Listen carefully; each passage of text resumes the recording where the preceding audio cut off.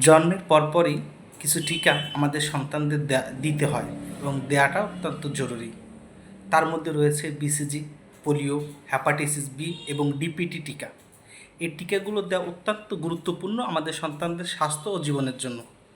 এখন আর স্বাস্থ্যকেন্দ্রে গেলেই টিকা দিতে চায় না, কারণ তারা টিকা কার্ডের কথা বলে এবং টিকা কার্ড নিতে গেলে একটা নির্দিষ্ট প্রসেসিংয়ের মধ্যে যেতে হয়।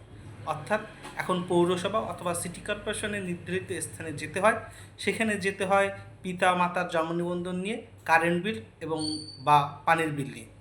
এই যে বিষয়টা, এই বিষয়টা অত্যন্ত পরিমাণে একটু জটিল বিষয়, কারণ তখন সাধারণ মানুষের মধ্যে ভীতি কাজ করে, তাদের ভিতরে বিভিন্ন অজ্ঞতা থাকে, সেখানে হয়রানি হয়, দুর্নীতির শিকার হয়। অর্থাৎ আমাদের যে আগের যে টিকা ব্যবস্থাটা ছিল সেটা ছিল অত্যন্ত সুন্দর এবং সহজ এবং স্বাভাবিক একটা বিষয়। বাচ্চাকে নিয়ে স্বাস্থ্যকেন্দ্রে যেতাম, তারা টিকা দিয়ে দিত, একটি চার্ট দিত এবং সেই চার্টটি স্বাভাবিক অনুযায়ী একটি নির্দিষ্ট সময় পর পর দিত। কিন্তু এখন আমরা কি করছি?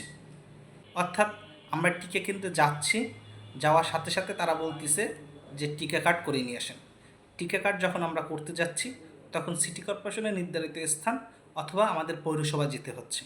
পৌরসভায় যাওয়ার পরপরই তারা আমাদের কাছে কিছু কাগজ ডকুমেন্টস চাচ্ছে। সেই ডকুমেন্টসগুলো কী কী? জন্ম নিবন্ধন, পিতা ও মাতার জন্ম নিবন্ধন, পাশাপাশি তাদের কারেন্ট বিল অথবা পানির বিল। প্রিয় বন্ধুরা, এই যে একটা নির্দিষ্ট প্রসেসিংয়ের মধ্যে আমরা যাচ্ছি, এটা আসলে কতটা যৌক্তিক? মানুষ যখন যাবে, তাদের সাথে কথা বলবে, তখন তারা একটা হয়রানি করবে।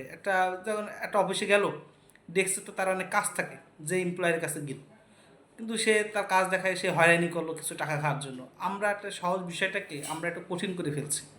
সরকারের নিকট আমাদের আবেদন থাকবে, আগের মতো স্বাস্থ্যকেন্দ্রের টিকা ব্যবস্থা চালু হোক। এটা সরকারের খুবই প্রয়োজনীয় একটা জিনিস, তাদেরও ডাটার প্রয়োজন হয়। কিন্তু এই ব্যাপারটা এইরকম যদি না করে, যদি এটি অনলাইনের মাধ্যমে করা হয়, তাহলে এই বিষয়টা খুবই সুন্দর হয়। অনলাইনের মাধ্যমে আমরা দেখেছি কোভিডের সময় অনলাইনে আমরা আবেদন ফর্ম করছি, অনলাইন থেকে আমাদের কার্ড বেরিয়ে আসছে, আমরা টিকা দিতে পারছি।